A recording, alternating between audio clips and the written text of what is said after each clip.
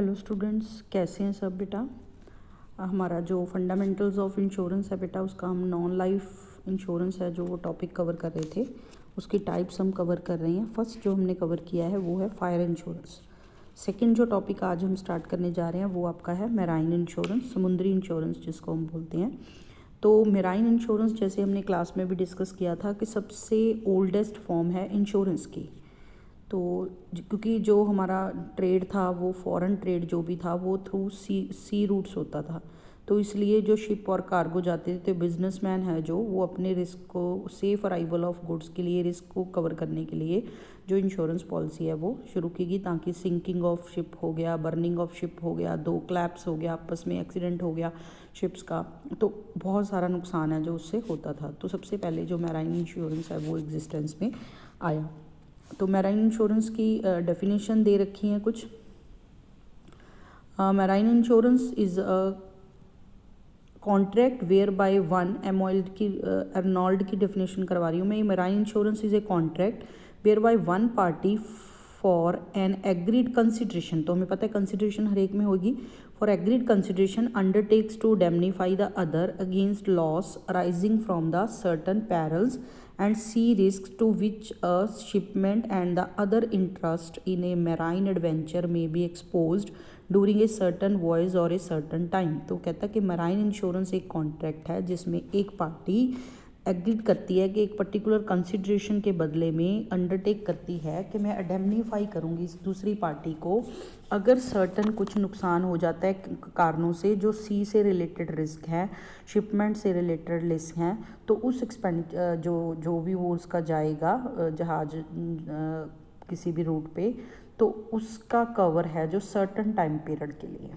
किया जाएगा, तो उसको हम मैराइन इंश्योरेंस बोलते हैं। तो मैराइन इंश्योरेंस की डेफिनेशन अंडर सेक्शन 3 ऑफ जो दे रखी है मैराइन इंश्योरेंस एक्ट के अकॉर्डिंग, वो भी डेफिनेशन है एक, वो भी अच्छी डेफिनेशन है फर्स्ट वाली।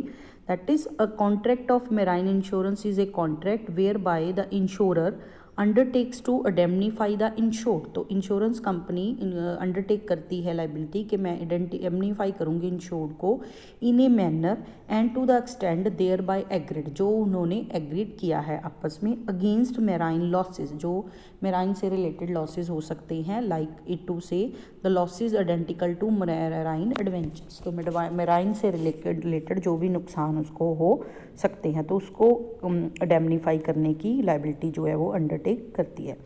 तो ये था आपका मैराइन इंश्योरेंस होता क्या है। उसके बाद उसकी कैरेक्टरिस्टिक्स गिवन है मैराइन इंश्योरेंस की। That is marine insurance is based on the contract between insured and insurer. तो मैराइन इंश्योरेंस किन दो पार्टीज के बीच में है, एक पार्टी इंश्योर्ड जिसने पॉलिसी ली है, एक पार्टी इंश्योरर जो कर रही है, that is the company, insurance company. The insured is under an obligation to pay certain amount of premium as a consideration, उसने पे करनी है, वो सारा सेम रहेगा फायर इंश्योरेंस जैसा ही। Cargo shipment freight can be insured under marine insurance policy. तो कार्गो जो है पूरा उसका, शिप का जो है वो, और कार्गो मतलब उसका सामान, शिप खुद, जहाज, और फ्रेट उसका भाड़ा, किराया जो है वो सारा कुछ वो इंश्योर करा सकता है। The insurance may be for a single journey और a number of journey during a specific period of time. तो एक जर्नी के लिए भी आप इंश्योरेंस ले सकते हो, टाइम पीरियड का लग सकते हो कि 1 साल का लिया, उसके दौरान जितने भी गेड़े वो लगाएगा, जहाज जाएगा आएगा रूट पे, तो उतना कवर हो सकता है। Under marine insurance the insurer only guarantees to compensate the loss cause by sea uncertainties. तो सी के कारण जो भी उसको लॉस होगा, समुद्र के कारण जो लॉस होगा, सिर्फ वो कवर किया जाएगा। मैराइन इंश्योरेंस में be inland also for railway, road transportation etcetera. तो मैराइन इंश्योरेंस का स्कोप वेरी वाइडर है, इनलैंड के लिए भी कवर हो सकता है, लाइक रेलवे ट्रांसपोर्टेशन के थ्रू आपका माल समुंदर तक आना है और समुंदर से उसके गोडाउन तक ट्रांसपोर्टेशन के थ्रू माल जाना है, रोड्स के थ्रू या रेलवे के थ्रू, तो वो भी इसमें कवर किया जा सकता है। वो अलग अलग तरह की पॉलिसी या राइडर्स होते हैं। तो ये थी कुछ फीचर्स या करेक्टरिस्टिक्स ऑफ मैराइन इंश्योरेंस। इसके बाद स्कोप ऑफ मैराइन इंश्योरेंस दे रखा है कि किन किन चीज़ों को कवर किया जा सकता है, जो ऊपर फीचर्स में भी आई थी उसको एक्सप्लेन किया है। कार्गो का इंश्योरेंस हो सकता है when goods loaded on a ship are insured, it is called cargo insurance. तो जो गुड्स जो हैं उस पर लोड कर दी गई हैं तो उसको कार्गो बोलते हैं। अगर हम उसका इंश्योरेंस कराएं तो हम बोलेंगे cargo insurance. Any loss of cargo during the journey is indemnified by the insurance company. The cargo and ship is exposed to risk arising from any act of enemy, fire, gales और other perils of sea। कुछ भी, क्योंकि समुद्री लुटेरे भी होते हैं करने वाले, वो भी हो सकता है, एक्सीडेंट हो सकता है, फायर भी लग सकती है, समुद्र में जाके डूब भी सकता है सिम। तो जो भी उससे रिलेटेड नुकसान होता है, कार्गो मीन्स जब जहाज के ऊपर सामान लोड कर गया तो उसको कार्गो बोलते हैं। Ship insurance, ship in high seas waters are also exposed to some risk. The owner of the ship may insure the ship against the risk of sea transportation. It is known as hull insurance. तो ship का जो insurance किया जाता है कि खतरों से, तो उसको हम बोलेंगे हल इंश्योरेंस। अगर शिप में सामान लोड है उसका हम इंश्योरेंस करा रहे हैं उसको कार्गो इंश्योरेंस बोलते हैं। खाली शिप का इंश्योरेंस करा रहे हैं उसको शिप इंश्योरेंस या हल इंश्योरेंस बोलते हैं। Freight insurance, in case the cargo and ship gets destroyed the shipping company will also loss the freight on the carriage of cargo. तो जो कार्गो माल लोड किया गया था शिप पे, तो जो शिपिंग कंपनी है उसको वो जो किराया उसका मिलना था, भाड़ा जो मिलना था एक जगह से दूसरे लेके जाने का ट्रांसपोर्टेशन का वाटर के थ्रू, वो भी नहीं मिलेगा। तो वो लॉस भी मैराइन इंश्योरेंस में कवर किया जाता है। The policy covering such A risk is called freight insurance. तो अगर पॉलिसी में, मैराइन इंश्योरेंस की पॉलिसी में फ्रेट भाड़ा भी इंक्लूड है तो उस पॉलिसी को हम फ्रेट इंश्योरेंस पॉलिसी बोलते हैं मैराइन की। तो ये था स्कोप ऑफ मैराइन इंश्योरेंस। उसके बाद आपके पास है procedure for taking marine insurance, कैसे ले सकते हैं अपना। तो दो तरीके से इसने डिवाइड किया है, marine insurance from a insurance company और marine insurance by landlords association एक बनी हुई है, उससे भी आप इंश्योरेंस है जो ले सकते हो। तो marine insurance can be affected by either bye joint stock company और ए लैंडलॉर्ड्स एसोसिएशन, किसी से भी आप ले सकते हो, दोनों तरह का जो हमने अभी किया है। जब इंश्योरेंस कंपनी से हम लेते हैं तो उसमें क्या क्या प्रोसीजर है। फर्स्ट है सिलेक्शन ऑफ इंश्योरेंस कंपनी, कि आप डिसाइड करोगे कौन सी कंपनी बेटर है, जल्दी प्रॉम्प्ट क्लेम देती है, कौन किसकी फॉर्मेलिटीज़ कम है, जैसे हमने फायर इंश्योरेंस में किया था। तो वो आप सिलेक्ट करोगे कि कौन सी इंश्योरेंस कंपनी से आप इंश्योरेंस लेना चाहते हो। सेकंड है मेकिंग द ऑफर, जो इंश्योर्ड है जिसने पॉलिसी लेनी है वो फिल करेगा एप्लीकेशन फॉर्म और प्रिस्क्राइब्ड इंश्योरेंस कंपनी का, और उसको कहेगा कि मैं जो है इंश्योरेंस वो लेना चाहता हूँ। इन्फॉर्मेशन फिल करके अपने एड्रेस, ऑक्यूपेशन के बारे में, business, name of the ship, कहाँ से कहाँ का उसका रूट है, कितने का इंश्योरेंस वो लेना चाहता है, तो उसके बारे में जो प्रपोजल फॉर्म है वो फिल करेगा। Acceptance of offer, insurance company क्या करेगी, जा एक्सेप्ट कर सकती है या रिजेक्ट उस एप्लीकेशन को, प्रपोजल को, उस प्रपोजल को वो चेक करेगी, फिर उसके बाद उसको एक्सेप्ट या रिजेक्ट करेगी, उसके बारे में वेरिफिकेशन करके। नेक्स्ट पेमेंट प्रीमियम है, जब एक्सेप्ट किया जाता है ऑफर को तो उसके बाद प्रीमियम की पेमेंट है जो इंश्योरेंस कंपनी एक्सेप्ट करने के बाद proposal amount of premium calculate किया जाता है और पॉलिसी का उसको भरने को कहा जाता है on the basis of goods कितनी है, उसमें कितना कार्गो है, शिप की अमाउंट क्या है, पैकिंग का मूड क्या है, रूट क्या है, उसके हिसाब से उसका प्रीमियम डिसाइड किया जाता है। नेक्स्ट है कवर नोट। फायर इंश्योरेंस में भी हमने किया था कि वो पीरियड जब तक अभी पॉलिसी की फॉर्मेलिटीज़ पूरी होकर पॉलिसी बन के आएगी, प्रीमियम आपने आज दे दिया तो उस टाइम पीरियड का जो बिटवीन जो गैप है उसको हम बोलते हैं उस पीरियड को इंश्योर करने के लिए, क्योंकि आपके पास पॉलिसी है नहीं, अगर आपका उस दौरान कोई नुकसान हो जाता है तो आप क्लेम कैसे करोगे, तो उसके लिए आपको कंपनी एक कवर नोट इशू करती है जिसको हम बोलते हैं कवर नोट। तो आप उसके थ्रू अपना, अगर आपको उस टाइम दौरान कोई नुकसान हो जाता है तो उस कवर नोट के जरिए आप उसको क्लेम कर सकते हो। नेक्स्ट है issue of marine insurance policy. इस in the mean time insurance company prepare करती है मैराइन इंश्योरेंस पॉलिसी, सारी टर्म कंडीशन डाल के वो इंश्योरेंस पॉलिसी है जो आपको इशू कर दी जाती है। तो ये सेम जैसे फायर इंश्योरेंस का आपका प्रोसीजर था, सेम प्रोसीजर है। इसके बाद आपके पास है marine insurance by landlords association से अगर आप लेते हो। Offer to broker, the insured has to select और contact a broker for making an offer to get insured policy. These brokers must be recognised by landlords association. जैसे सेबी है ना कि आपने शेयर्स लेने होते हैं उस तरीके से, तो आप ब्रोकर को अप्रोच करते हो कि मैं इतने शेयर्स हैं जो खरीदना चाहता हूँ, तो उसी तरह ही जो लैंडलॉर्ड्स एसोसिएशन है उसके ब्रोकर होते हैं, सर्टिफाइड बंदे हैं, उनको आप अप्लाई करोगे कि मैं जो है इंश्योरेंस इस कंपनी का लेना चाहता हूँ। Preparation of insurance slip by the broker and recognise, जो ब्रोकर है जिसको आपने ऑफर की है वो collects necessary information from the insured and prepares a slip quoting the facts, rate of premium, amount to be insured, name of the ship, type and nature of risk जितना cover है उससे related एक slip है जो बनाता है। Every insurer signs on the slip, put the amount which he want to insure and its rate of premium and slip is forwarded to another broker to insure the remaining amount. तो वो क्या करता है, ये जो slip बनाई जाती है तो वो आगे इंश्योरर को ये स्लिप है जो देता है। तो अगर जितनी अमाउंट का वो खुद कर देता है ठीक है, बाकी अगर वो है तो बची है तो वो स्लिप आगे पास कर दी जाती है अगर ब्रोकर को। Then the broker prepares a policy on the basis of information and acceptance made by various insurer. तो जितनी भी मिलके कंपनियां इंश्योरेंस उस कंपनी को देना चाहती हैं तो वो जो है उस पर साइन है जो करती हैं और उसको एक्सेप्ट करती हैं उस इंफॉर्मेशन जो उसने दी थी। तो इट मीन्स जो एसोसिएशन है उसमें कुछ इंश्योरेंस कंपनीज़ हैं वो मिलके काम कर रही हैं। तो आप लॉयर्स और एसोसिएशन से करते हो, ब्रोकर को आपने अप्लाई किया तो ब्रोकर है जो इंश्योरेंस कंपनीज़ को अप्लाई करेगा। तो एक कंपनी ने जितना रिस्क वो कवर कर सकती है उतना एक्सेप्ट करेगी, फिर दूसरी कंपनी को फॉरवर्ड कर देगा, दूसरा जितनी कंपनी रिस्क कवर करना चाहती है। क्योंकि जो समुद्री इंश्योरेंस है वो बहुत बड़ी अमाउंट का है, करोड़ों में उसकी अमाउंट होती है, क्योंकि पहले शिप की कॉस्ट इतनी ज़्यादा है, फिर उसके ऊपर जितना कार्गो है उसकी सामान की कॉस्ट बहुत ज़्यादा है, फिर उसके बाद उसके ऊपर फ्रेट है जो बहुत ज़्यादा है। तो सिंगल कंपनी है जनरली वो ना लेके लॉयर्स एसोसिएशन में डिफरेंट कंपनीज हैं वो मिलके उसका इंश्योरेंस है जो करती हैं। तो सारे इंश्योरर्स हैं जो उसको एक्सेप्ट करते हैं। थर्ड है issue of lawyers marine insurance policy after the acceptance होगी इंश्योरर के द्वारा, offer made by the insured in full and the broker prepares a policy on the basis of facts and information जो acceptance में की गई थी slip के according.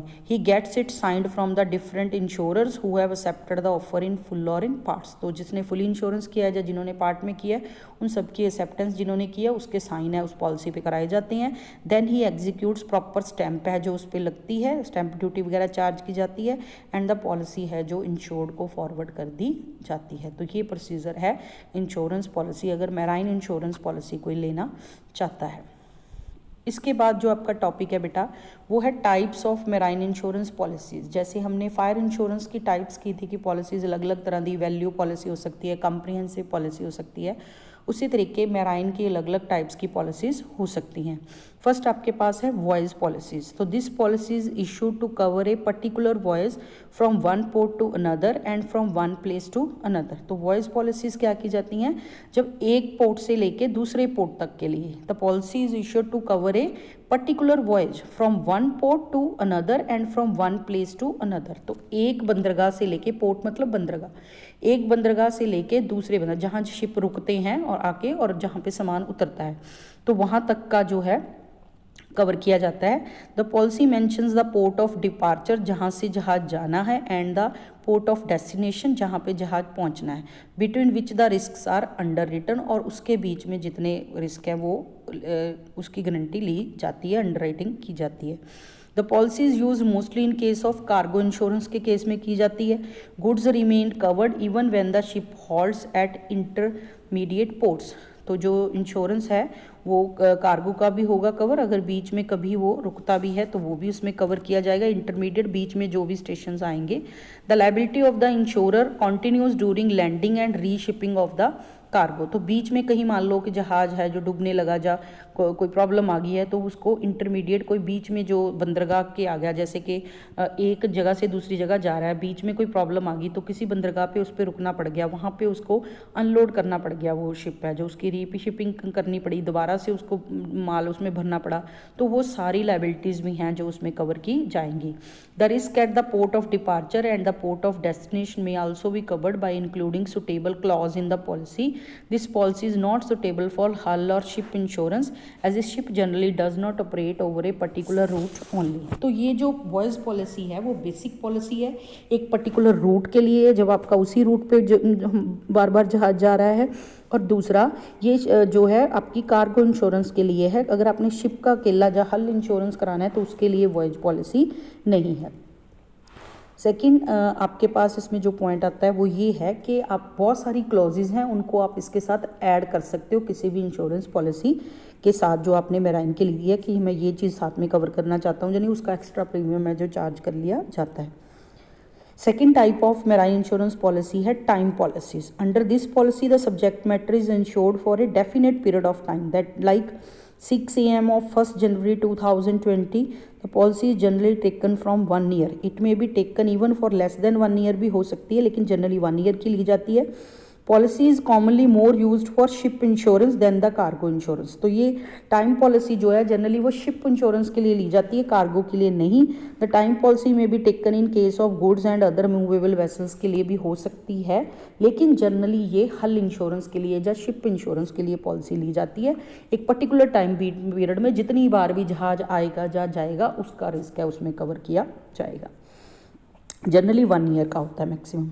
Third type है वॉयज एंड टाइम पॉलिसी. जैसे कि नाम ही मेंशन कर रहा है, दोनों का कॉम्बिनेशन है. It is also known as a mixed policy. Under this policy the elements of voyage policy and time policy दोनों को कंबाइन किया गया है. बोथ शिप एंड कार्गो दोनों के लिए यूजफुल है. And reference is made certain period after completion of the voyage. तो इस पर्टिकुलर टाइम पीरियड भी उसमें इंक्लूड होगा और बंदरगाह से बंदरगाह का भी उसमें मेंशन किया जाएगा. थर्ड टाइप आपके पास ये थी मिक्स्ड वाली. उसके बाद फोर्थ आपके पास है वैल्यूड पॉलिसीज, जैसे फायर इंश्योरेंस में हमने की थी. Under this policy value of the loss है जो कंपनसेट किया जाएगा वो फिक्स पहले से ही डिसाइड कर लिया जाता है. उस टाइम पे जब लॉस अक्कर होगा तब वो कैलकुलेट नहीं किया जाएगा. इट मीन्स जब जहाज डूब गया तब नहीं कैलकुलेट किया जाएगा कि कितने का नुकसान हुआ. पहले से अमाउंट डिसाइड कर ली जाती है कि अगर जहाज को नुकसान हुआ तो इंश्योरेंस कंपनी इतने का क्लेम एडमिट करेगी या इतना क्लेम है जो पर्टिकुलर बंदे को फिक्स अमाउंट देगी. तो that is called valued policies. ये हमने फायर इंश्योरेंस में भी डिस्कस की थी. नेक्स्ट आपके पास है अनवैल्यूड पॉलिसीज़. तो अनवैल्यूड बाकी सारी पॉलिसीज़ अनवैल्यूड पॉलिसीज़ हैं जिस केस में पहले से डिसाइड नहीं किया जाएगा कि कितनी वैल्यू वो पे करेगा. जिस टाइम पे नुकसान होगा उस टाइम पे वैल्यू है जो वो पे की जाएगी. तो उसको अनवैल्यूड पॉलिसीज़ बोलते हैं. The invoice cost, freight, shipping and insurance charges ये सारे इंक्लूड किए जाएंगे वैल्यू ऑफ पॉलिसी में. तो वो जब जिस टाइम पे लॉस होगा उस टाइम पे उसको कैलकुलेट किया जाएगा. तो उसको हम बोलेंगे अनवैल्यूड पॉलिसी, जो पहले से जिसकी पॉलिसी की अमाउंट है जो वैल्यू है जो डिसाइड नहीं की गई कि कितने का रिस्क है जो वो कंपनसेट करेगी.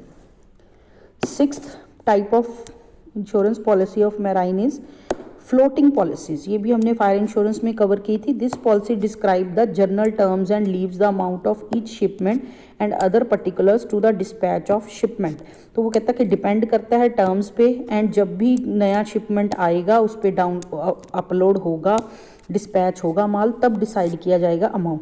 The policy is date for a round large sum which is specified at each declaration. जब भी हर बार सामान जाएगा तो डिक्लेयर करना पड़ेगा कितने का कार्गो जा रहा है, कितना अमाउंट उस पर रहता है. उस पर डिपेंड करता हुआ इंटरेस्ट है जो प्रीमियम है वो कैलकुलेट किया जाएगा. तो इसको हम बोलते हैं फ्लोटिंग पॉलिसी, जो वेरी करेगी बार बार. इसके बाद आपके पास है एक टॉपिक है इसमें ओपन कवर. फ्लोटिंग पॉलिसी में एक दिया है ओपन कवर, कई बार शॉर्ट नोट में पूछ लेता है. It is an agreement between the insured and the insurer by which the insured on his part agrees to declare and the insurer on his part agrees to accept all the shipment falling within the scope of the open cover which is merely an original ship. ठीक है, तो इसमें declaration की जाती है कि जो भी चीज़ इसमें ये शिपमेंट में लेके जाएगा, डिस्पैच करेगा, वो सारी को मैं कवर करूँगा, मान के चलूँगा. तो उसको हम ओपन कवर बोलते हैं कि ओपन कर दिया गया है कि जो भी चीज़ ये लेके जाएगा वो सब मैं उसमें कवर करूँगा, उस पर कोई रिस्ट्रिक्शन नहीं होगी.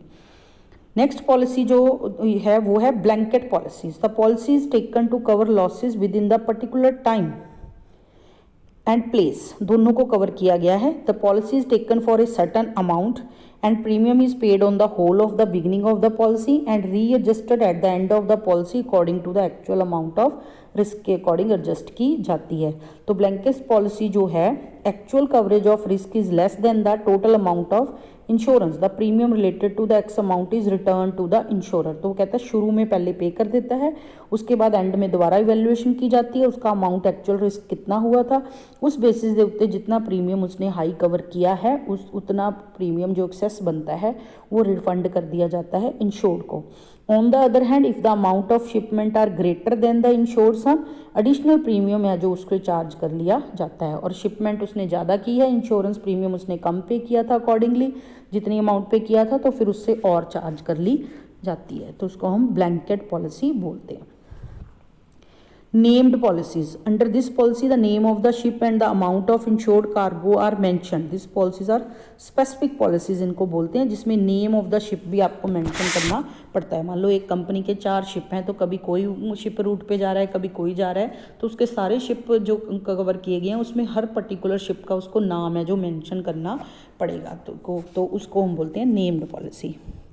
Single vessel and fleet policies. तो सिंगल वेसल जैसे हमने अभी नाम लिया था, अ शिप और a fleet of ship is insured in a single policy. कई बार कहता कि एक शिप का हम इंश्योरेंस लेते हैं, कई बार फ्लीट ऑफ शिप्स मतलब उसके जितने ग्रुप में आ रहे हैं, जितने शिप हैं उसके पास सबका, तो सिंगल पॉलिसी में it is called single vessel policy. And when a fleet of ship is insured in single policy it is called fleet insurance policy. तो एडवांटेजेस फ्लीट पॉलिसीज हैं कि even old and weak ships हैं जो वो भी उसी same premium में cover कर दिए जाते हैं, जबकि जो ओल्ड शिप हो जाते हैं वो उतनी अच्छी फंक्शनिंग नहीं कर पाते, उनकी कैपेसिटी भी कम हो जाती है, उनका रिस्क भी ज़्यादा होता है। लेकिन अगर आप सिंगल वेसल लोगे तो किसी का प्रीमियम ज़्यादा भरना पड़ेगा, किसी का कम। जो पुराना हो चुका शिप उसका प्रीमियम ज़्यादा चार्ज करेगा। लेकिन अगर आप फ्लीट लेते हो तो सेम अमाउंट में सारा आपका जो है कवर हो जाता है। Block policies, policy insures identical inland risk along with the marine perils. Marine perils के साथ साथ उसके साथ आइडेंटिकल इनलैंड पे जो उसके हैं रिस्क, वो भी, जैसे रेलवे का रिस्क, क्योंकि आपका रेलवे पे माल आया था, जहाँ उसके गोडाउन तक पहुँचाने के लिए रोड ट्रांसपोर्टेशन यूज़ हुआ था, तो वो भी उसमें कवर किया जाता है। Currency policies. Policies issued in foreign currencies called currency policies. These policies avoids the fluctuation in foreign currencies because the claim amount जो की जाएगी is determined in the foreign currency and the fluctuation in the exchange rate of the inland and foreign currencies up to the period of the policy are meaningless. तो जो currency policies ली जाती हैं, क्योंकि कहता है कि अमाउंट है जो वो क्लेम है जो आपने किसी और कंट्री में लेना है और आप बिलोंग किसी और कंट्री को कर रहे हो, जो शिपमेंट कहीं और कंट्री में होनी है, तो जो क्लेम है वो आपको फॉरेन करेंसी में मिलेगा। तो जो एक्सचेंज रेट में वेरिएशन हो रही है उसको सेफ साइड करने के लिए जो पॉलिसीज़ ली जाती हैं उसको करेंसी पॉलिसीज़ बोलते हैं। मेराइन इंश्योरेंस की करेंसी पॉलिसीज़। लास्ट वन इसमें जो दे रखा है that is PPI policies. The policies issued to avoid the complication of the principle of insurable interest की अगर हम बात करें, this is called policy proof of interest and are honoured by the insurer even in the absence of insurable interest. तो इन policies के case में अगर आपका इंश्योरेबल इंटरेस्ट प्रूव नहीं होता उस टाइम पे, तब भी ये पैसा है जो आपको पे किया जा सकता है claim. The policy is based on mutual understanding, therefore it is called honored policies. This is also called wagering policies because insurable interest is not required, so it can be legally enforceable है, enforceable है क्योंकि इनको enforce नहीं कराया जा सकता, क्योंकि हमने कहा था insurable interest at the time of taking the policy and at the time of loss, जो क्लेम आप कर रहे हो दोनों टाइम पे होना चाहिए जनरल इंश्योरेंस के केस में। तो वैसे तो इस तरह की पॉलिसी जो लीगली इन्फोर्सेबल नहीं है, लेकिन कई पॉलिसी एक दूसरे को ऑनर करने के लिए जो बहुत ज़्यादा अच्छे रिलेशनशिप बन जाते हैं दो कंपनीज़ में, तो उस टाइम पे बिना प्रूफ के इंश्योरेबल इंटरेस्ट के भी कुछ पॉलिसीज़ हैं जो की जाती हैं, तो उसकी बात करते हैं। ये थी आपकी various types of insurance policies. तो मिलते हैं बेटा नेक्स्ट वीडियो में।